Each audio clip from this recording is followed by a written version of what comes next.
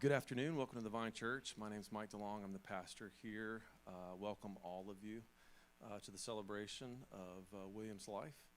And we want to start off with a trip down memory lane. So we're going to play some like a little slideshow for you, get things set. So take a moment, take this in, and then we'll come back and have a talk.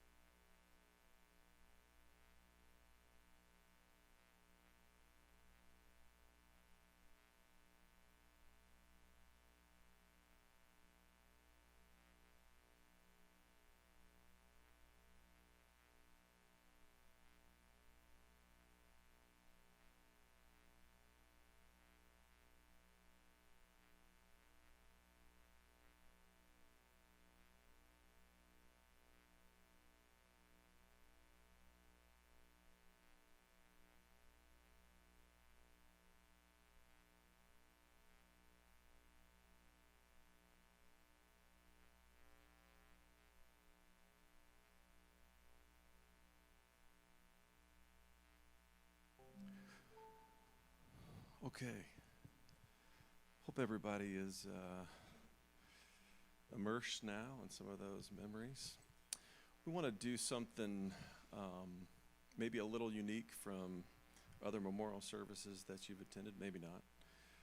We want to take some time and share some stories. And let me just tell you what I mean by that. We've got a pretty big group today, and I know there will be folks who will want to share. I know you guys are sharers.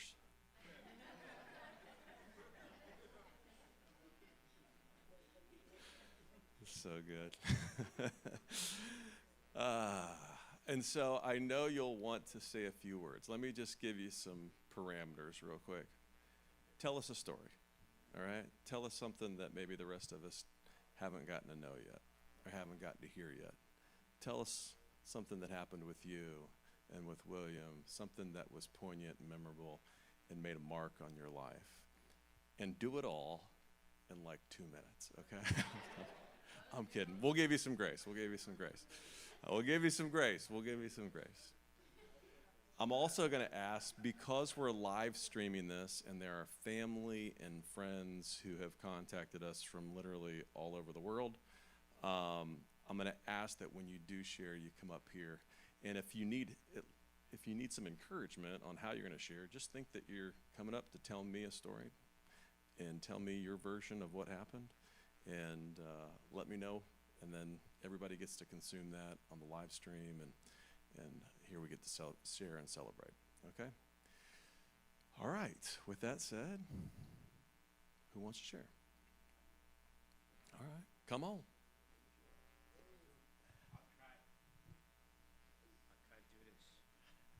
My name is Joe. I know William for about 15 years. We met in the West Side.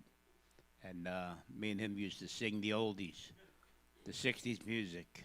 And we used to really get it together and sing the old Smokey Robinson and the old doo-wop music together. And we used to really get it on. And I have a lot of good memories that way. And we have memories of back in the old days in New York City, because he used to say back when he was incarcerated and I was the officer. And he used to always say that, and I used to say to him, William, what are you doing that for? You're going to get me killed one day.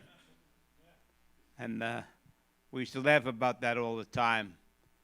And but we became such close friends. And I really loved that man. You know, we got so close together. He was like a brother to me. And I'm really going to miss him.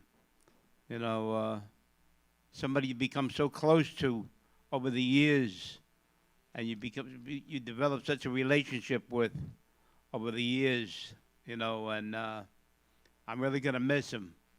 You know, you miss people you get so close to, and, you know, I look at the memory card, I look at the people in the audience here today, and we celebrate his life, and Kat got close to him in the short time she was with him, and the long time I knew him, and you know, I knew he was genuine. He did a lot of service work for the program, and he was truly dedicated to this program, and he did a lot of service work, like I said, and I have dialysis that I go to my thing that I do, and that I have to endure, and but he was there for me always, and he always talked to me, and he always helped me out, and he was there for me all the time, and he always was there for other people, and he always was there for people, and I'm always going to miss him. So thank you very much.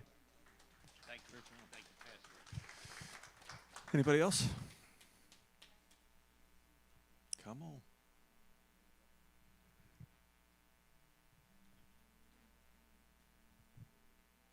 Hey, good day, all. My name's Jake M. I'm part of our fellowship, part of the fellowship.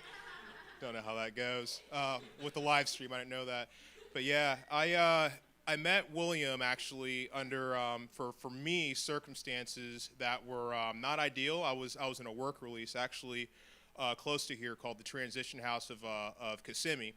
And the stuff I did was nonviolent but very frowned upon by the state of Florida. And read between the lines there. But William and other members of our fellowship brought in meetings to that work release, and it will always be an inspiration to me. One day I'll be able to bring meetings into facilities like that, and but man, he came like religiously every time that he was scheduled to attend that meeting and bring in that meeting to inmates, basically the state of Florida. He brought it in and gave us hope, gave us inspiration, and let us know that there was hope in recovery after incarceration, right? So I'll keep it short. I'll just say that William obviously has left an indelible impression upon all of our hearts, and most certainly and definitely mine as well, forever. Thank you. Peace of Christ be with y'all.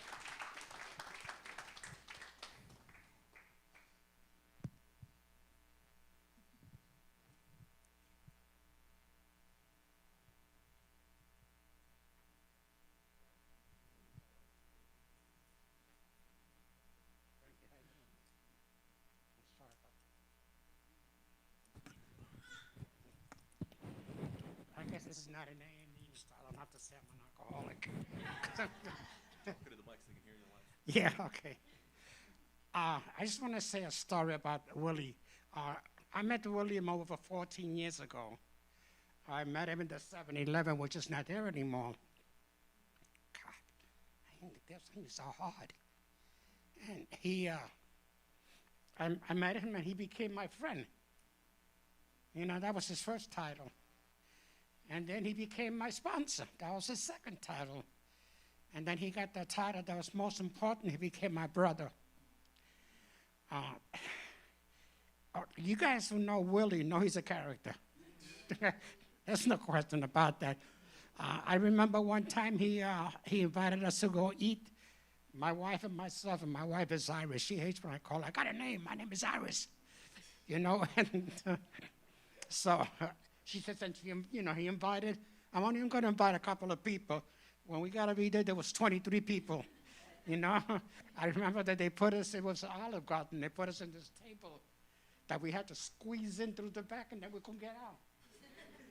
If I wanted to get out, I had to go underneath the table and come out that way.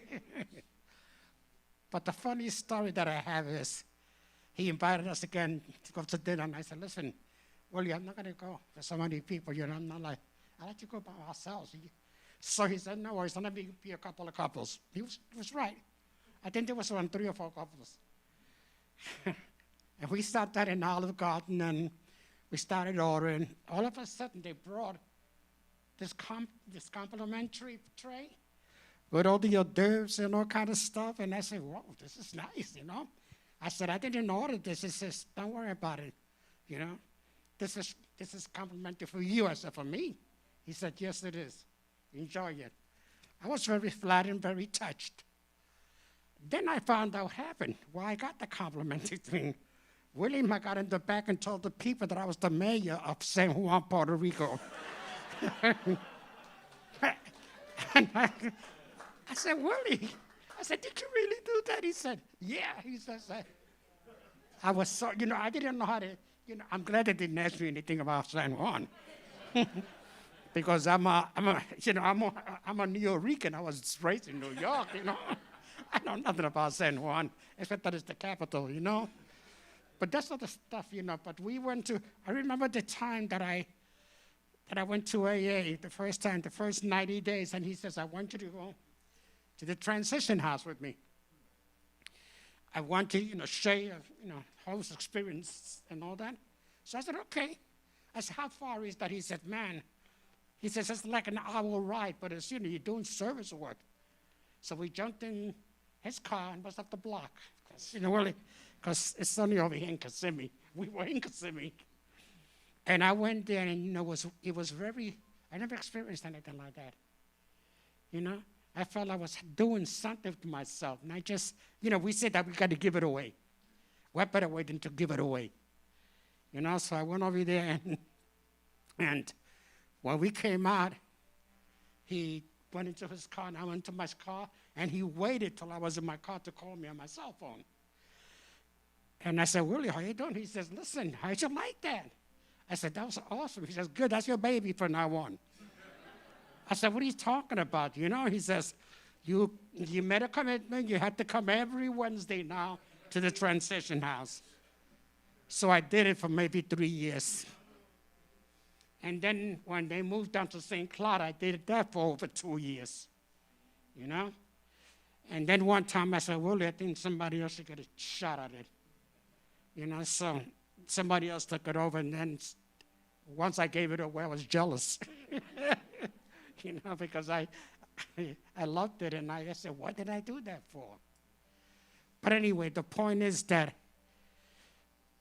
you know, I'm going to miss him? No. Because if I miss him, that means I forgot him. I would never forget Willie. I mean, anybody's going to tell me they're going to miss this guy? Man, no way. You know? Somebody told him that he thinks it's Mr. AA. Yeah, some guy said that, and I said, yes, he is. You know, he went to like 1 million meetings a week. He dragged me to celebration. He dragged me everywhere you can think of, and I went. I went to the warehouse for a while. I went to the West Side, and one thing that can always count that when I went there, Willie would be there. I haven't been to a meeting over there ever since Willie went to the AA meeting up in heaven. But I'm going to have to start going again regardless, you know, because I need it, you know. And I want to thank everybody that showed up and it's in my place to say, but I am. I was worried that nobody's going to show up, honestly. You know, that's all I thought. I was telling my wife that when we were driving down here, I said, I get this fear that nobody will show up. And she says, no, you know, they'll be there. And then I said, I don't know what to say. And my sister told me, Doug, he says, just go up there and you'll find the words.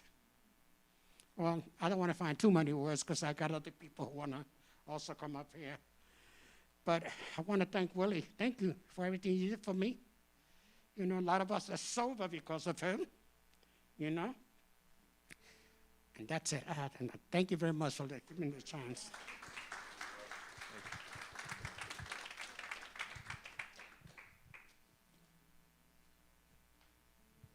Hi, I'm Kat. I met William at Rebos. I remember it was a new meeting, and he was on the podium giving out the chips or whatever, and my dad used to be in recovery, and he was really good friends with a lot of the old-timers and with William. So he had shared that he went to, my dad used to take meetings into the jail with William.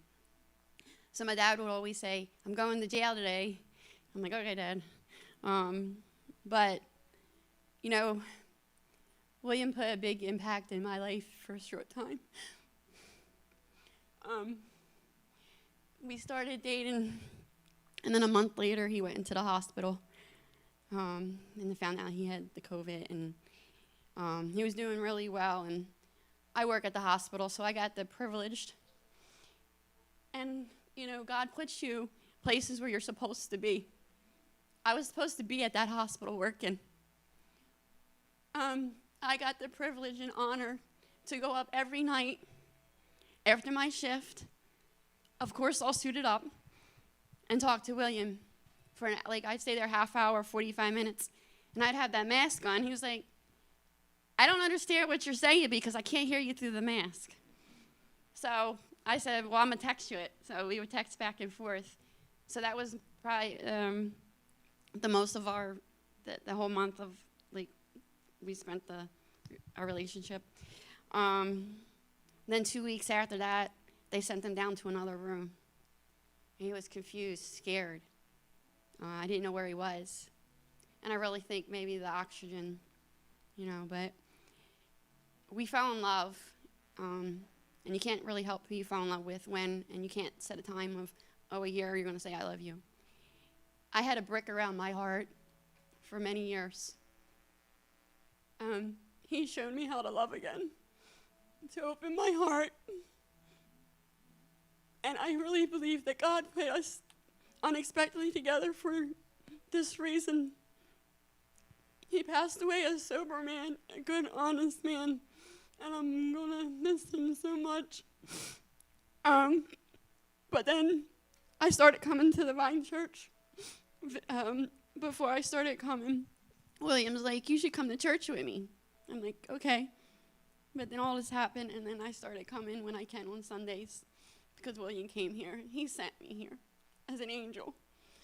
So, you know, I'm going to miss him a lot, and, you know, he's up in heaven with my dad, you know, and I love him, so that's all I have.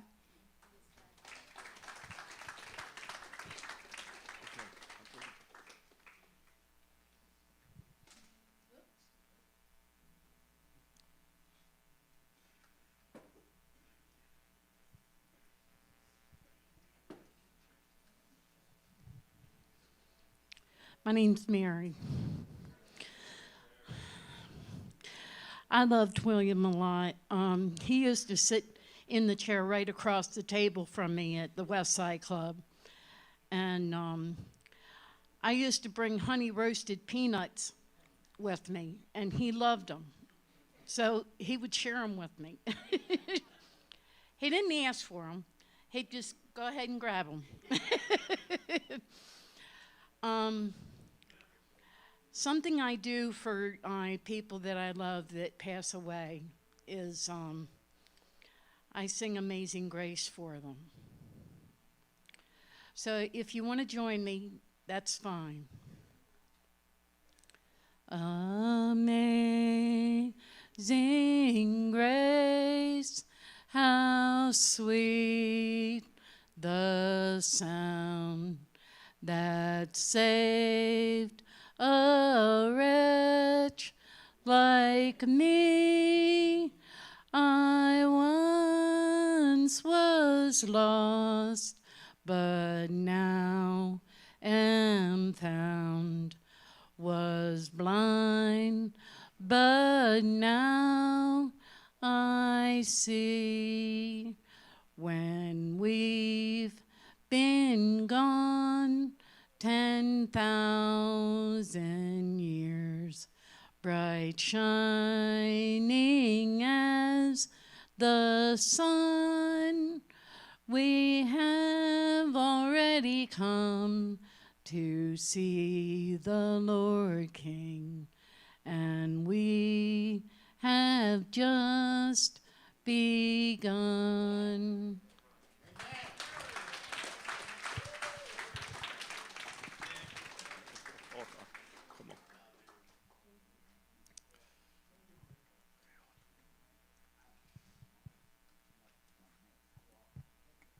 Good afternoon. First of all, I would like to say thank you for everyone for coming here today. This is my uncle. My name is Wanda, Wanda Velasquez Cintron. I'm not much of a speaker, but Uncle William was a very special person in our lives. He was one of my youngest uncle. He is a very special person. He's a very, very good man. He gave a lot for others, care for others, very much so. Right, Uncle Frankie? Mm-hmm. He's also, he did something for me like back in 2005. I got myself into a little bit of trouble, and I called him and I said, Uncle William, I'm in trouble, and well, they told me I have to go see an AA place. He goes, really? Well, that's my expertise. Okay, so I go, all right. So he goes, but I lived in Winter Springs back in then, and he was telling me, well, you'll have to travel all the way to Kissimmee. And I go like, so where are we going? I got the special place. I go, where? West Side Club. Oh, okay. So I went there, and I was introduced to a lot of people. I started to realize how much my uncle loved everyone, and he has so many friends. And so it was really nice to get to meet everyone and get to share. Uncle William was a very fan of Motown music. Everyone knows this, especially Marvin Gaye. But he was really a great man in my life as an uncle. He behaved as an uncle, and He always had my back and everything that I needed, and I'm so grateful for that. One of the things Uncle William used to always say was, let go, let God. Another thing he used to love to say is, one of the things that I know that he would like us to all do, according to his last words, is that, help others. Help others that are in need. Help those that have less than us, to help them. It's one of the things that he really wanted from all of us. He left behind 9 grandkids, 2 children, many nieces and nephews. We are going to truly miss him a whole lot. I will miss him a whole lot. I loved him. He was my uncle. May he rest in peace. And all I have to say is, if we could bow our heads, I would like to say a short prayer.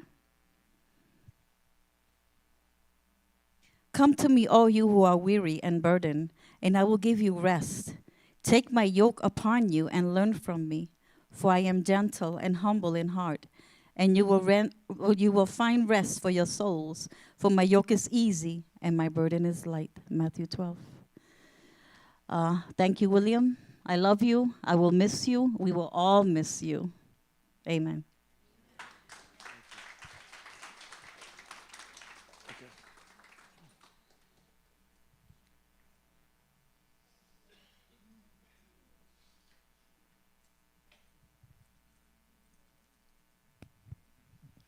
Hey, my name is Pastor Mark, Minister Mark. Anyway, William was my friend. And as I fumbled through the Alcoholics Anonymous program, he never treated me with disrespect, and he always welcomed me back in because I was struggling. And, he was my sponsor when I first came around. And I remember one day I was walking 7-Eleven, trying to hustle and scam, and I ran into William. I was trying to get some money, and he said, hey, man, there's a place right over there. There's a lot of people over there, man. You should come over there. So I went over there. I didn't know it was an AA meeting. He got me. But that was all good, man. And, I love William, man, and I'm glad that he got to see his fruit. He got to see it come to fruition, I see you smile, brother. Man. And he was just a helpful person, man. There's a million things that I can say, but we ain't got enough time for all of that. But I thank God for William. I thank God that he helped navigate me through some things in life. And I'm going to even say because of William and his heart and his compassion and him not judging. So, now I'm a pastor. I go into the jails. I teach a drug program. It ain't about me, but it's about the hope that he gave me because I didn't believe I had it. And people used to call me for real, because I lied a lot. But, hey, man, I love you, brother. You know I love you. I miss you, man. I miss you. And, we used to go over to Blackberry and things like that and, speak together. And, man, he was just serious about recovery. Me and him had a little thing. And we used to say, if you ain't working on your recovery, you're working on a relapse. But, brother, I love you again, and God bless you, man. Thank you for being in my life.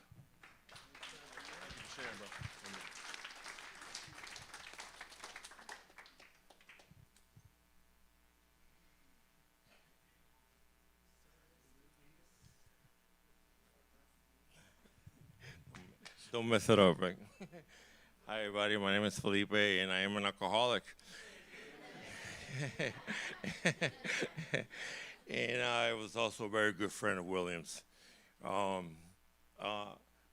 feel like we had a really special relationship, William and I. He always used to introduce me as his son. And he used to say, my son, my son, my son, And You know, I wrote a little something which I'm going to try to remember a little bit at the beginning, which is basically, well, first, thank everybody for coming here tonight. And you know, we're here to mourn the loss of William, but in reality, with what everybody else has said, we're not really here to mourn, we're here to celebrate his life, you know? And I will miss William, and who knows, maybe a month from now, I'll just turn around and ask somebody, hey, where's William? You know what I mean? And then they're like, oh, wow. But just like Doug said, I'll remember, I don't think I'll ever forget about William. And I'll never forget the kind of person he was and the love, and I'll tell you, he was so loving. I'll tell you, just real quick, one time I became homeless. Well, first, all right, two things. When I first got here, about 11 years ago, I was in a very dark place in my life. You know, I came from up north. I had some people here, but I was basically on my own. And I was very fearful and very insecure and didn't know anything. I met William at the, not the Rebos, but the other place that we have. Come on, you guys. No. The warehouse. The warehouse. I met him at the warehouse. And he came and he spoke to me. And he just made me feel so good, you know? And it was like, you know, you just don't know how to, everybody's trying to tell you things, and you just, and it was just the way he approached me. And I felt so good, you know? And then years later, you know, we become friends. I started going to the West Side Club. And then one time I became homeless. And I'm like, you know, we're in AA. We know we got hope. We know we can always count on somebody to help us out. So I was like, how can I get a home or a place to stay? I go, William, you know, because everybody knows he's got several homes. And he gave me his home, an entire house, pool. He gave me the master bedroom, master everything, and he only charged me for one room, including the utilities. And I lived in that house for over 2 years by myself. He moved in once something happened and he moved in. He took the master bedroom, you know. but what he did, instead of letting me stay in the smaller rooms, he took the bigger living room and he made it into a room just for me. You know, that's the kind of person William was. And I love him to ever. And I never thought about going to heaven. I never thought about that. Even going to years of church, I've never thought. But now I'm like, at least I know I'm going to see him when I get up there. You know? So I got that to look forward to. So thanks. Good job. Well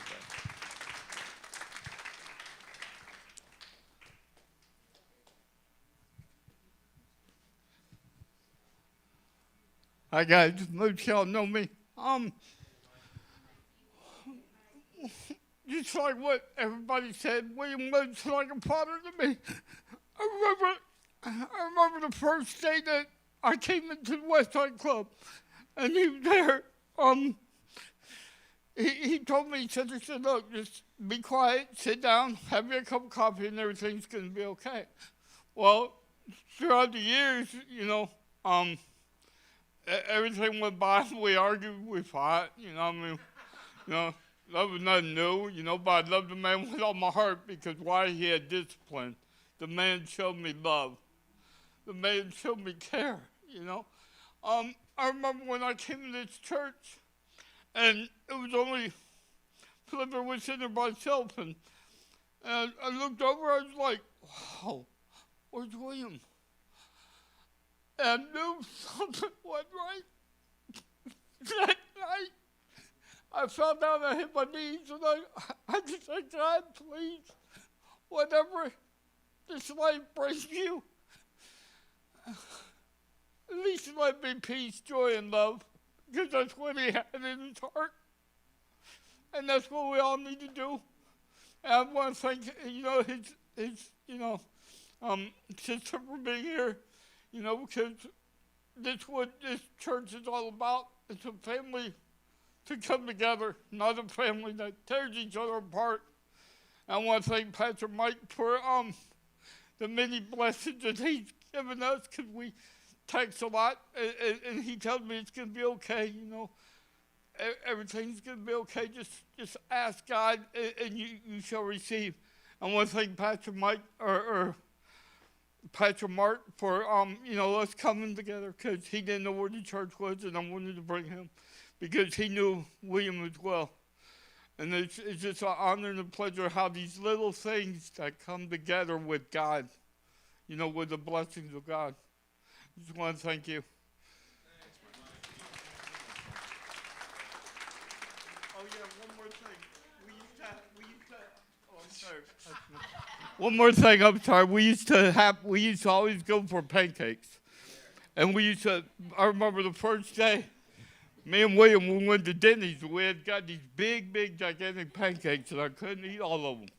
He said, well, take them home, and eat them. I said, okay. So I tried to get a box for them because they were so big, but they were delicious. Thank you.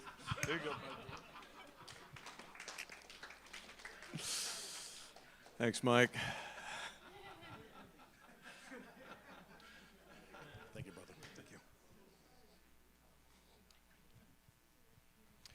If I don't do this, it's not going to feel right. Hi, I'm Robbie. I'm an alcoholic. I moved to Florida in 2013 from California. I knew nobody. Came to the East Coast for the first time in 2013. I met William at the West Side Club because I was searching. I was frantic. I needed a meeting. And William was the absolute first person to introduce himself to me. And he was my brother ever since. He was my friend. I loved him. I told him I loved him. I love you too, Robbie. What I remember, things about William that I've been going through my mind for the past couple of weeks is one of the funniest things about William at West Side Club, William did not sit with his legs underneath the table. William sat parallel with the table. Never failed. Every single time. Exactly, his feet up on the chair. One of the last things that William and I were joking about was just a couple of months ago. We were, coming back into the meetings, and William said, Robbie, you play golf, right? Yeah, actually I do. So I've been working on this new stance. I want you to try it with me, see if it's going to work. I should have known it was William. I should have known what he was doing. Basically what happened was he told me to get my stance and then just turn my leg and look back. And I did it. Because that's what you do with William. I love you, brother. I'm going to miss you. You were loved by more than he actually knew. He's loved by more than he actually knew. And I appreciate you. I appreciated you for being in my life. Thank you. Appreciate you. Ready?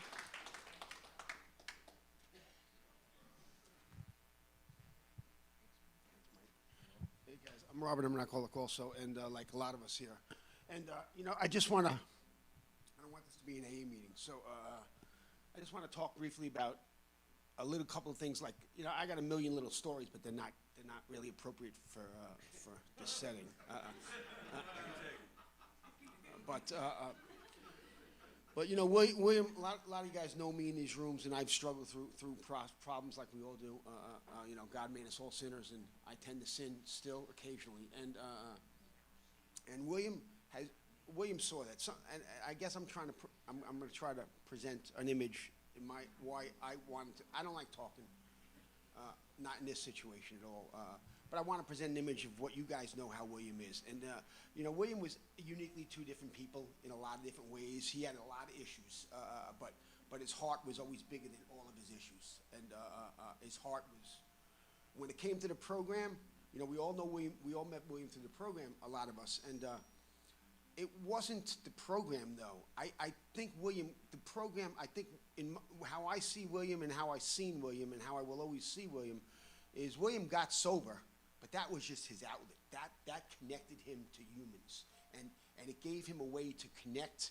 And then he just, because addiction was not an issue for him. He was not picking up. He liked being part of the process of trying to give something good back. And if he could do that in any way, he was a pain in the bottom sometimes. A lot of us have some stories. There are people in this room that I respect immensely that have helped me on my journey, that have fought with William and then made up with William. Because William wasn't perfect, and he was a pain sometimes and did things uniquely. You know, I did a lot of projects for William. You know, I met William in a hospital. I was a nurse. I took care of Eva at one time. I met William there. I met William in Orange County, not Orange County, in Osceola County Jail. I met William all over the place in different places. So William got to see every aspect of me, and he never gave up. You know, like Felipe said, I guess Felipe was his good son. I was his dysfunctional son because he always said I was his son, and he was like my father. He was like my father, and he never let go and always was there. But William always, you know, William was a smart, his heart was so big, that's why I loved him. But he also was a little bit devious at times, you know. He'd ask me many times, you know, we know he was an astute businessman. He had lots of things going on. And I was pretty handy with my hands. I can do a lot of different things. And he would ask me constantly to come with him. Hey, we'll go to a meeting, and then we got to stop someplace. And, oh, by the way, I got a lock in the car. Can you change that lock? Or help me change the lock. And then he'd be on his phone for 30 minutes while I'm doing the job, of course. And I'd be like, okay, William, it's finished. And he's like, oh, you did it? I'm like, oh, thanks, Robert, I appreciate that. And that was typical of William. I mean, and I don't know if it was on purpose. I know he trusted my abilities, so I took it as a sign of respect. But he was a handful of times in certainly different ways. But I'd call him up, you know, through this process of, as we talk about through struggles that we've had, I'd call him up at 2 in the morning sometimes, and he'd answer the phone. And he would sometimes make fun of me, and, you know, are you ready? Are you ready? Are you, you know, and I'd be like, you know, I'm getting ready to come over to your house and knock you unconscious is what I'm ready to do. I mean, but that was William, and, but, you know, I've been through a divorce through William, and he used to tell me, when are you gonna let her go? Let her go find someone good. And I'm like, William, you know, friends don't say that to each other. You know? I'm like, but, and I say that because I was angry at him a lot of times, but that he meant that sincerely, and because in some strange way, William only wants the best for everyone, and he wanted the best for me. He wanted the best for my ex-wife. He wanted the best for everyone, and I saw that through him, and that's why I love William. I love William as if he was my father, and I am immensely going to miss him like everyone in this room. He was the godfather, in my opinion, of AA. If you went to AA in Central Florida, you know William. There's just no way. He had to be the grand poobah. He had to be the center of attention, and he was. William had to be when he got kicked out of West Side and started going to Rebos.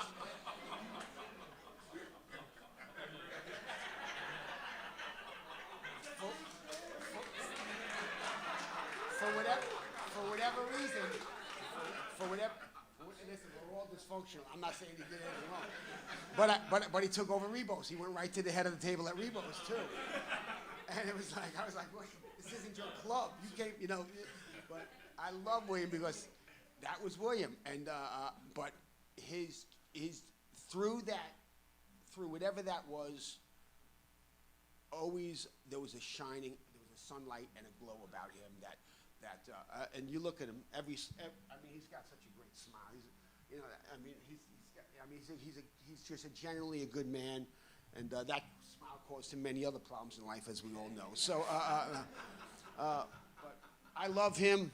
I got to meet Frankie through him. I got to watch his relationship with Frankie and how he loved, and then I got to meet Wanda, who I just now found out who Wanda is.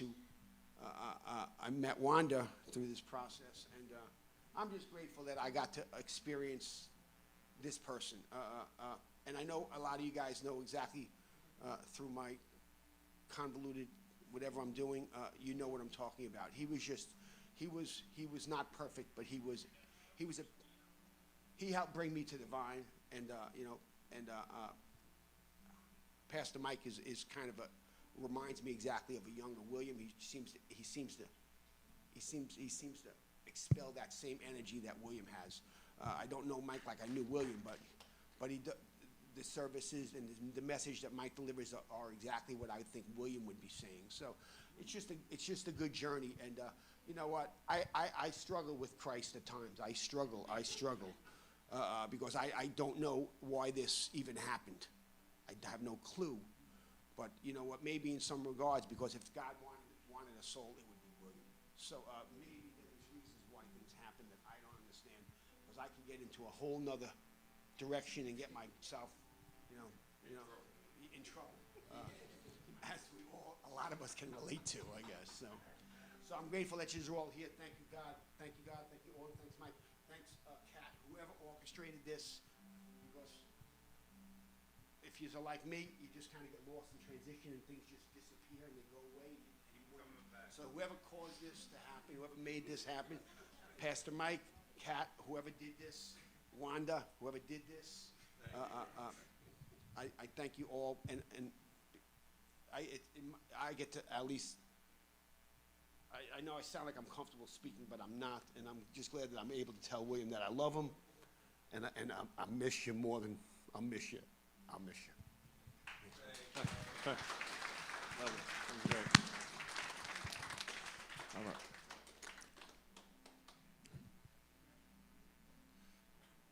I'll let her go then. You're next. Good evening. My name is Nicole, and I have to say words about William. He's few things. I remember Felipe when he he took your room. I remember that I was there. It was fun. But a few things I have to say about him. I think it's three of them. First of all, he embraced people. When he see you in the West Side Club, that's what I met him about four years ago when my son joined the program. He embraced you. I remember my son told me, I think he's gonna be my sponsor, but he's kind of crazy guy. I was like, okay, yeah, but he looked cool, But anyway, he embraced people, the younger, the older, the whoever. I'm not an alcoholic. I have a son in the program. And the way he embraced me, I really appreciate it. He always made me feel good, welcome, and he always said, I say, I'm gonna go because I don't belong here. I say, of course you do. Very, very nice person. Other thing I have to say about him, not only that he embraced you, he make you feel welcome. He opened his house for Thanksgiving for the people whose family are somewhere over the world. I don't have a family. My only family here are my two kids, and one now is traveling, the one in the program. He opened for Thanksgiving, and then I have to say thank you. A year before the pandemic started, he went with Felipe and my son to celebrate my birthday. The way he made me feel was good because most of the time I don't celebrate my birthday on my day because my family is out. They come on the weekends and they come somewhere. But that day they took me out after a meeting, and the way he made me feel, it made me feel welcome, important, and they are worth it. I found on him a friend. He actually, I think the same year, he opened his house, like he said, for people who have no family here for Thanksgiving. And I went to his house for Thanksgiving. Our friends, the people in the program, are the family we have here present. The family we don't have, because most of the time, especially you come from another country, your family is in another state or in another country. So he was very funny, and I remember he would come to me and he would say, come on, Nicole, I need TLC. I want to give me a hug. And I was like, no, I'm not ready for give you a TLC. Go find it somewhere else. you know. He always say that, but I mean, he was very dependable of being in company with people, with family, with friends. When he see a new face in the program, he approached them, and like I said, he embraced them. He don't welcome them. He embraced them, so the people stay in the program, and that could be probably his legacy. So thank you for letting me share. And I love you, William. Thank you.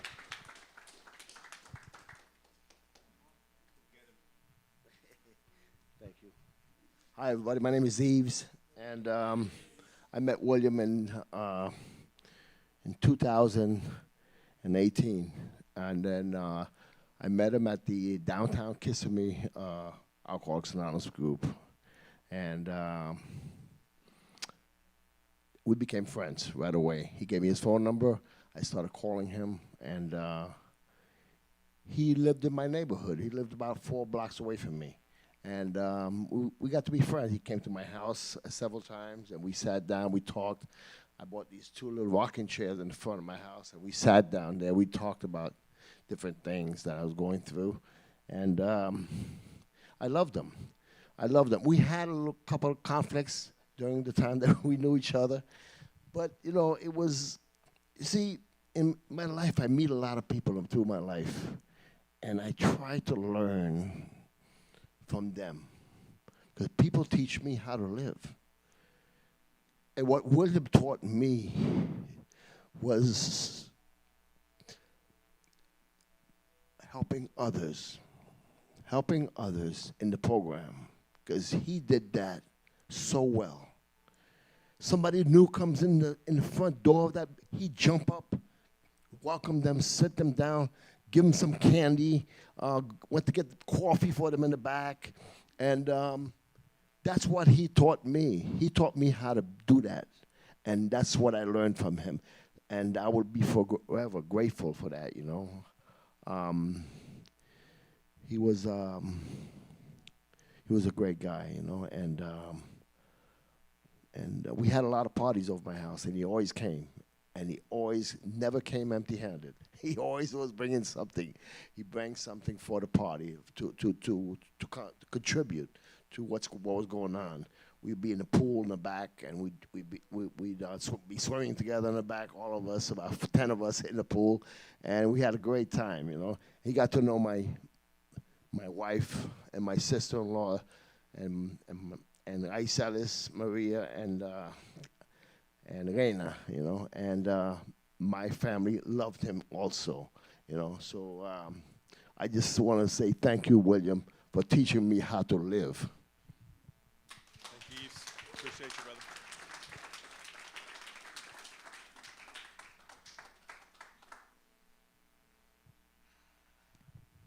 Good evening, everyone. My name is Marita, and I met William about 2018. He lives a few houses from where I live, in Kissimmee. I don't know in St. Cloud where he is. But anyway, I met William when he had, Frankie was in a nursing home, and he kept, every time my garage door was open, he would stop, you know, and said, I know you're here, so I'm stopping. He said, I have my brother, and I want you to take care of him because I own an assisted living facility. He said, I want you to take care of my brother because you're such a nice person. I said, you don't even know me, William. How you know if I'm nice? But anyway, we had a few conversations, and I said, whenever you're ready, just let me know. So on this year, when Frankie was discharged, he came to my facility here in Kissimmee. Frankie's here this evening, not as a coincidence, but when I last spoke with William a few weeks ago, I kept calling him, and it kept going to this voicemail saying, if you're looking for the house in St. Cloud. So I said, listen, I can't do this anymore. So I finally got through to a friend of his, and she gave me the number, and she said, oh, call his son. And I called his son. I'm not getting any answer. I said, I gave up. Then one morning, on Friday morning, I looked at my phone, and there was this text from him. And I said, oh, my gosh. He finally communicated with me. So I called him right away. The text was about, I'm in the hospital. That was a Wednesday. This was a Friday. He said, I came in on Wednesday, and I'm going to come home on Thursday. I picked up the phone. I called right away. I said, William, where are you? He said, I'm still at the hospital. I said, I just saw the text. Anyway, we spoke for a little bit. That was the Friday, and he was supposed to come home the Thursday. I got a text the following week from a friend saying, William is not doing too well, blah, blah, blah, blah, blah. I said, oh my gosh. Whew. Then I got the message that he had passed. Now, I have Frankie in my care, and I don't know how to tell Frankie this because there is very, very close to him. So because Frankie hasn't heard from him in a while, I said, Frankie, when was the last time you spoke with William? He said, I don't want to talk to him. I don't want to hear him. I said, I know you're upset because he hasn't spoken to you in a while. I said, but that's okay. I said, but what if something is wrong with him? I didn't want to come out and tell him out like this happened.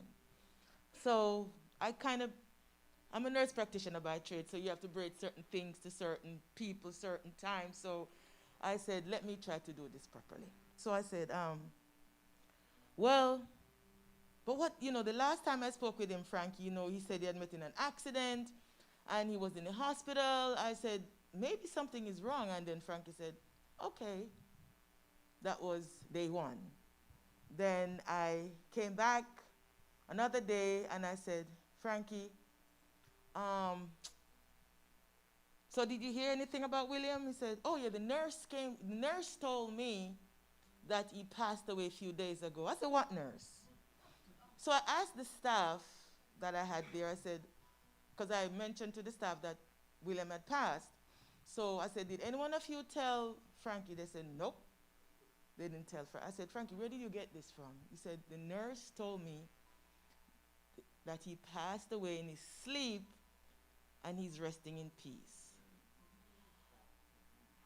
And he said, he met with my mom and blah, blah, blah, blah. And I'm like, oh my gosh. So I said, well, I guess some divine intervention happened and put Frankie at ease so he would have accepted this news that his brother has passed. Well, Frankie's here this evening because he told me that he wanted to come and spend 15 minutes. It's more than 15 minutes. And I think Frankie said he wanted to say something about his brother. So I don't know if Frankie want to come up. Come, honey. Come.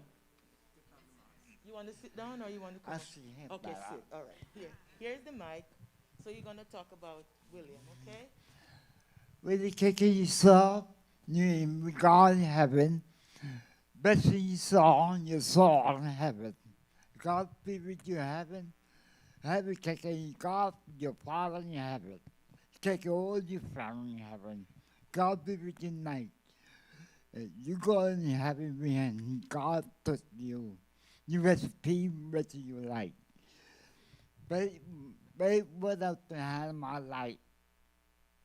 I had the best thing I little boy, remember? None you change, none you God now with the hand. But see God with me everywhere I go, see God like everywhere I go. You see him every night in my life. I grew up with this song. I'm only along with you a long time ago. Just took me in, not a little boy. My young good brother, my bloody brother, now you heaven. You see your mother in heaven. You gotta see your father in heaven. Your father in sea. The mother in sea now. The mother in heaven, I'll be there now. So right there, everywhere you go.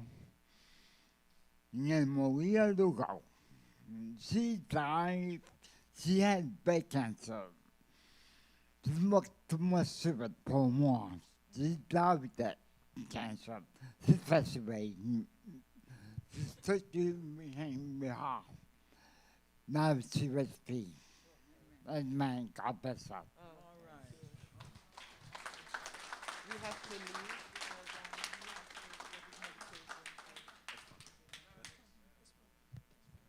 Thank you, Frank. Anyone else?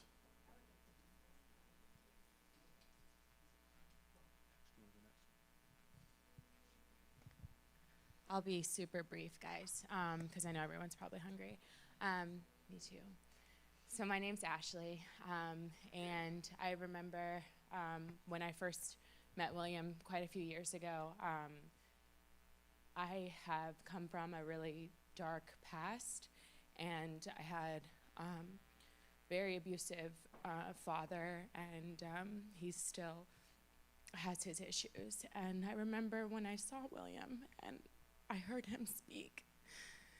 Afterwards, I said, "Oh my gosh, I wish my dad got sober like you. I wish my dad was like you." And he said, "It's okay. Your dad will get there in his own time. But if you want, I can be your AA dad." And I was like, "Okay, yes." And after that, like everyone said, he just became a father to me and introduced me as his daughter. And when I had my daughter, he's like, "I said I was your AA dad, and so that's my granddaughter. You know that, right?"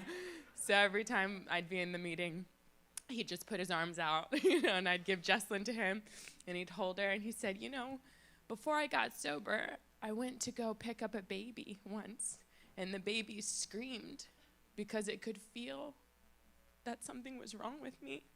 And when I hold your baby, she never screams." And she didn't. She just would smile. And he'd always be like, "Take a picture with us. Take a picture. Take a picture with us." So I'd take pictures with him and her. And, William was a father to every person that met him, whether they were young, old, newcomers, old-timers. He was just like that. He was just like that to everyone. And as I look around this room and I see people of all colors, from all sorts of walks of life, not just in AA, but all walks of life, he touched so many people because he had a heart like Jesus, and he loved everyone, no matter how sick you were or how broken you were, and that is his legacy. And I'm super grateful to have met him and to be the woman I am from meeting him. So thank you.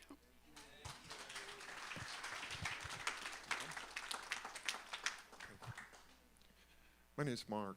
I've known William. He gave me hope in 2006. I was a fugitive of justice and was in a county jail here. And he was bringing in an Alcoholics Anonymous meeting, and I was familiar with it. And so I went there to it. And then a couple of weeks later, after I saw William a few more times, they said they're going to let me get out. And I told William that. And he said, "Great." He said, "Mark," he said, "you stand an 80% chance of not coming back in here and staying sober and having a better life if you go to a meeting within 24 hours after you're released from here." And he handed me a piece, he said, "Get a piece of paper and a pen," and he gave me his telephone number. And I wrote that number down. And as soon as they let me out a couple weeks later, I said, "Well, I'm going to call William." And he came and picked me up. He came and picked me up from the jail, and he took me to breakfast, he took me to church, and then he took me to an AA meeting in Westside. I wouldn't be here today if that didn't happen. So he gave me hope. It's been about 16 years ago. Me and William's talked a lot of times, 3 or 4 times a week, all the time. One thing I like about William is he never changed. He was always the same. He always helped other people. In Westside is where I met him. He started going to Celebration and started helping people there. But he was always the same. He was always giving hope. He'll never die in my heart because of the memories that I have from him and the help that he gave me. My life has taken off because of what he did for me. And it's my job to do that for others, to give back. Thank you. Thank you, Mark. Appreciate you. Okay, I'm going to take 2 more. I'm going to read from his granddaughter that wrote in on the live stream that asked me to share a few words. I'm going to share a few words, and then we'll continue telling stories. but we're going to have a little food and reception too, so we can share some of that, okay? Over here. We had one over here.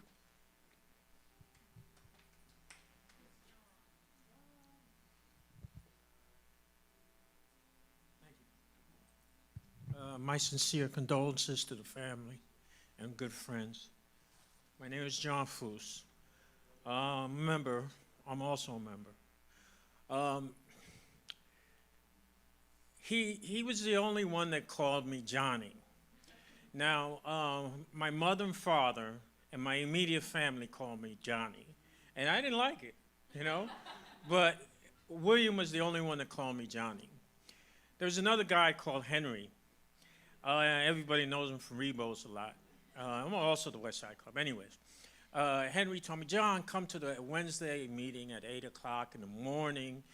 And I said, 8 o'clock in the morning? I'm not a morning person, you know. I stay up till 3, 4 o'clock in the morning all the time. So he tells me to come over there, and I live all the way by Poinciana. So, you know, all that traffic, you know. Anyways, I get over there at 8 o'clock, Henry tells me, and then there's William.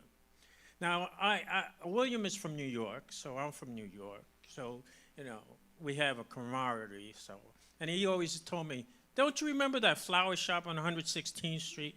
You know, because he was into flowers, you know. And he would tell me about that, and I say, no, I don't remember that. But, you know, we would goof around a lot. I love him, you know. But one thing is, what he showed me was, and I'll say this short because I can talk a lot. He showed me how to, and when I first got down here to Florida, and I got introduced to the West Side Club and the meetings in the area, and then 12-step calls. He's the one that told me, okay, we're going to go to Strawberry, and then from Strawberry we went to Blackberry, you know. And then he told me about that. He wanted to take me to the jail, but I told him, no, I can't make it to the jail because of other things. In any case, what I'm saying is he had, as someone said it already, he has a big heart. And that I will always remember. You know, we all have our liabilities, you know, but he has a big heart. And I remember in the meetings, he would take 2 chairs always. And it would irritate me, well, you're always taking 2 chairs. And then we would fiddle with his ear thing, you know. He would take it out, turn it on, turn it off. He would do it, whatever, you know. But that I remember, you know. But you know what? He always had a message, and he was there always to help. And another thing about the Rebos was the meeting after the meeting, because there's a restaurant. I don't know the name of it, you guys. You can help me out. But the coffee shop that we used to go to, you know, he says, come on, John, let's go and have breakfast, you know, or a snack or something. And we would all sit down there and talk, you know. So, you know, you know, those are the things I remember of William, you know. That big open heart that he had for everybody. The generosity of his heart, you know, and love. So that's all I have. Thank you. I appreciate that. Okay, I had one more. Okay.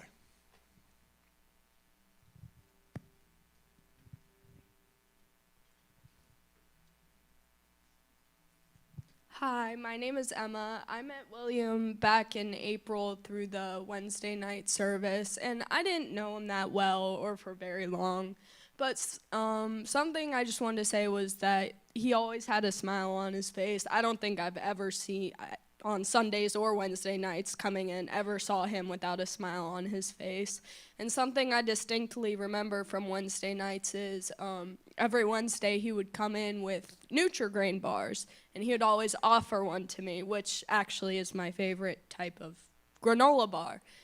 And that is like one of the, something I'm gonna hold dear to my heart when remembering him, was just, he always was smiling. He was never not smiling, and that's how he should be remembered, and that's how I'm gonna remember him, and that's how I hope people remember him, and that's it.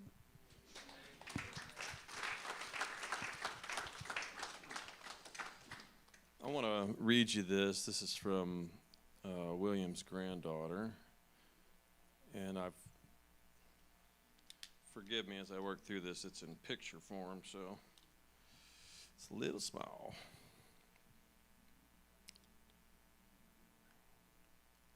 Okay, it says, okay, here I go. My name is, and I'm going to think this is Divina. Is that right? You want to help me with that? Divina? Okay. It's close. His granddaughter, hopefully everyone from AA remembers me. He was a good father, the king of AA. He was one of those people that I believe you'll never forget. He's the reason I got to meet my mom. I got to talk to her and have a relationship with her.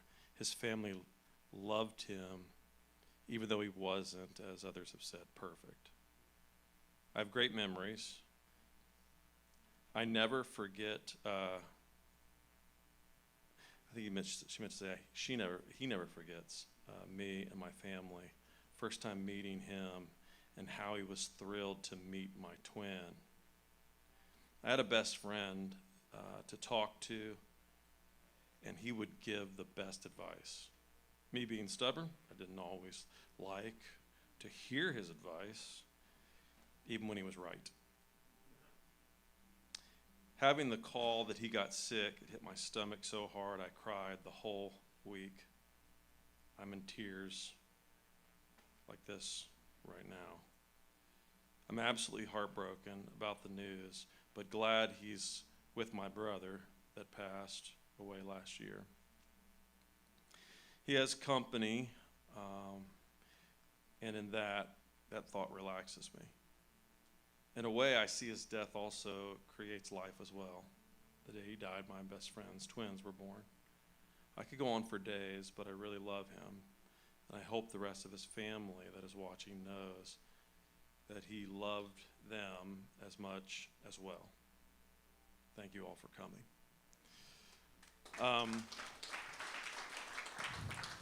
The stories don't have to end. We're just going to invite you to gather around get in some circles, gather around some food, and continue to share some stories. I'd like to close out this portion of the service by sharing just one of my stories with William, and then just a couple of thoughts. William was a dedicated member and attender here at the Vine. We spent time in small groups. We spent time every week sharing, praying together, encouraging each other in faith. And he will truly be missed. I can see right there is this little spot that he would always sit at. A couple years ago, the church had decided that they were going to have baptisms, but we were going to do it at the beach, which is a pretty cool idea. And since we're kind of like, I don't know, old school, kind of a lot of old school Baptists here, we do that full immersion thing, dunk them. None of that sprinkle stuff. It's the fully committed, And so we took this big group from the church out to the beach. Some of you, I looked at today, were there.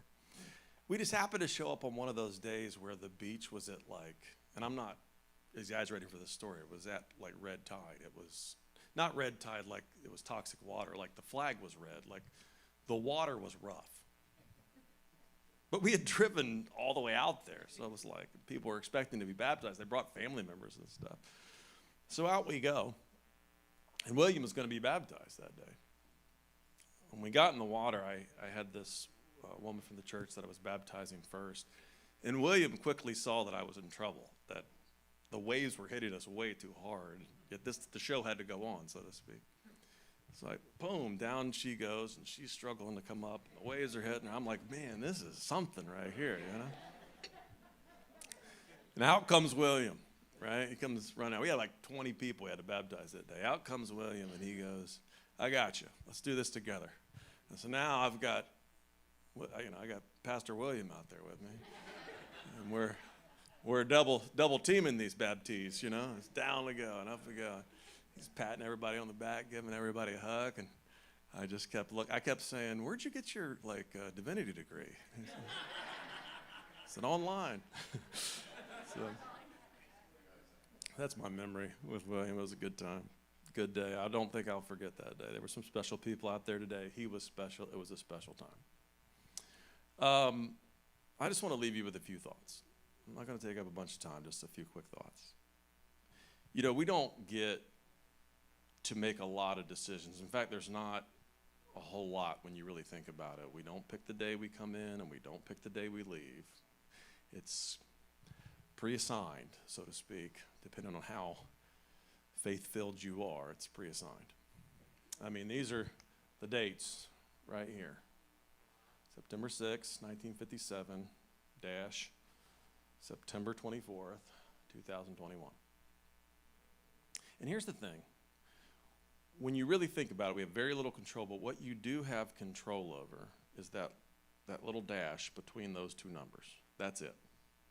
That's what you have charge over, each and every person in this room. I don't care if you're of another faith or if you are agnostic or you are whatever. It doesn't matter. We're all here under the same umbrella for the same reason tonight. And even as I say those words, you know that's true. We only have control over that little dash. That's it. That's all you get, is that little dash. And it's tempting to measure that dash, that little time that we get. It's extremely tempting to measure it in terms of quantity. When you measure it in terms of quantity, you say, okay, 63, 64 years. You say things like this: he was taken too soon. Because we have this kind of default setting in us to measure life by quantity.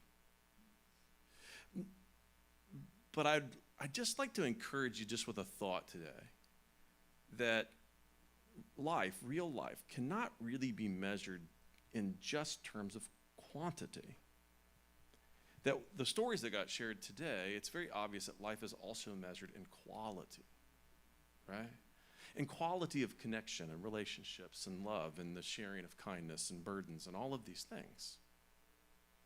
That's how we really measure life. In fact, no one came up here and shared a story about quantity.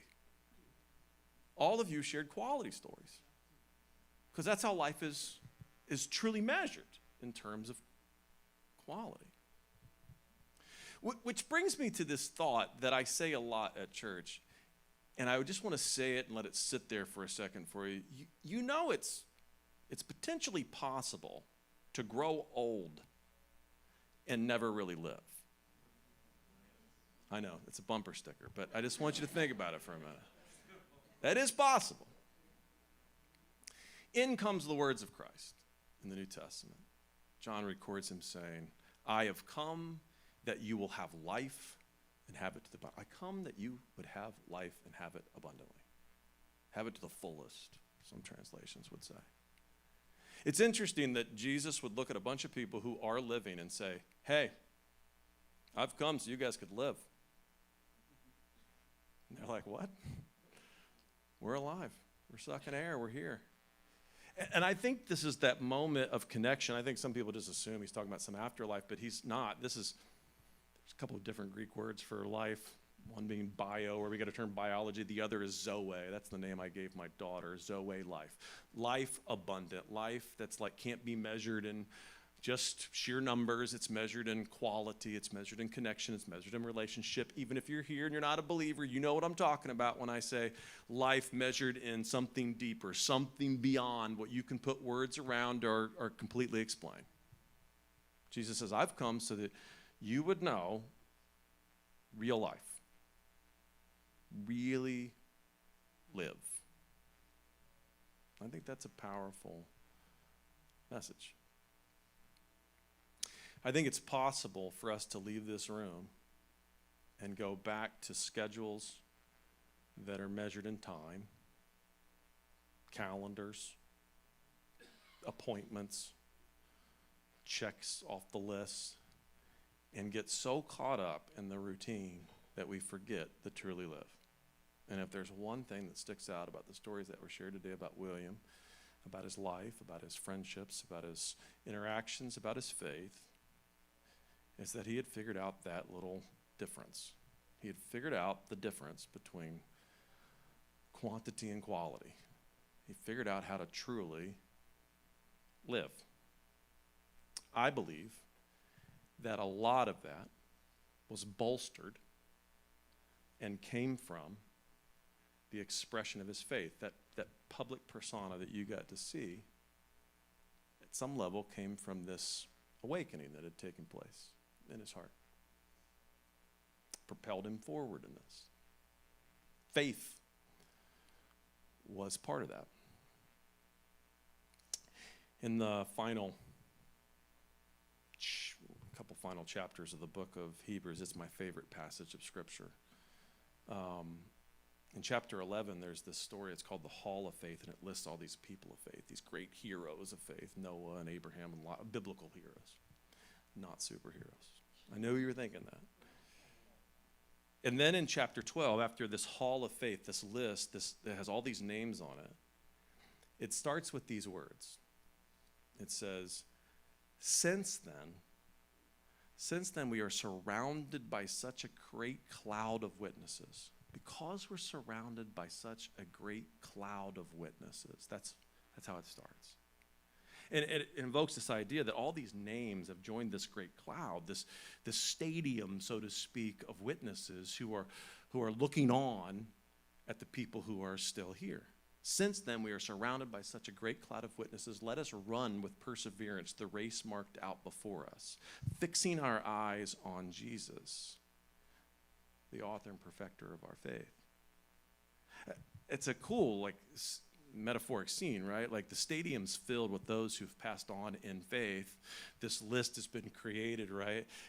There's this stadium full of people, and you're still on the track. I was at my son's cross-country meet today. I think I got it on my mind. You're on the track, and you're still running the race. And there's this great cloud of witnesses cheering you on that William has joined, that is cheering you on in life for your dash, for your little dash, which is all you have control over, okay? And he's joined a great cloud of witnesses that is cheering you on in this life to finish and finish well and finish strongly and to live in a way that assesses life not just in terms of quantity but in terms of quality. And I think it behooves us, in response to his life and the celebration of his life, to ask ourselves that question: are you really living that way? And maybe hearing him cheering you on and saying things like this. There are certain, hey, live, really live. Really live. You want to honor me? You want to remember me? Really live. That would honor me. That would remember me. You've still got some time left in your little dash. Okay? Now here's the thing. You know what's not real life? You know what's not going to go when we leave here? Anger, bitterness, hate, racism, all these things that divide us, unforgiveness, all that. It's not going. So, in honor of William, who has joined this great cloud, people of faith cheering you on in this life, to live life in a way that carries great meaning and great value that cannot be assessed just in numbers. Whatever is holding you from living that way, unforgiveness, angerness, bitterness, division, whatever it is, I'm going to ask you, lay it down. Lay it down. Lay it down. Leave it at this place. Do it in honor of this life that we've come to celebrate today. Are you with me? Yes. Can I get an amen even from the... Okay. All right. I like it. I like it. I like it. All right. Let me say a little prayer over you. We'll pray for the food, and then I'm going to release you. You're going to go out these doors here. You're going to go out the back door, and they've got dinner set up for you, and you can keep sharing stories as long as you want. Long as you want. Somebody will stay here and close up. It won't be me, but as long as you want, you can share stories. All right, let me bless you. Father, we thank you for this gathering. We thank you for William. We thank you for his life, his friendship, and his faith. And Father, we just pray that we hear his voice ringing in our ears As we fix our eyes on Jesus and we hear his voice just telling us to live, that value what's most important, I pray that we leave this place inspired to do so. And that whatever we hold against another brother, another sister, another person, we'd lay those things down because they ain't going. Father, I pray that in the next few moments, as we continue to share stories, that you'd be in this space and filling these conversations, and we'd sense just a unity of mind and spirit today. We ask your blessing upon the food. We give thanks for the hands that have prepared it. And Father, as we just enjoy this fellowship tonight, I pray that it is just salt and peppered with the stories and the memories of our brother, our friend, William.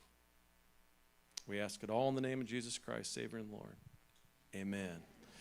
All right, guys, when you're ready, come on out.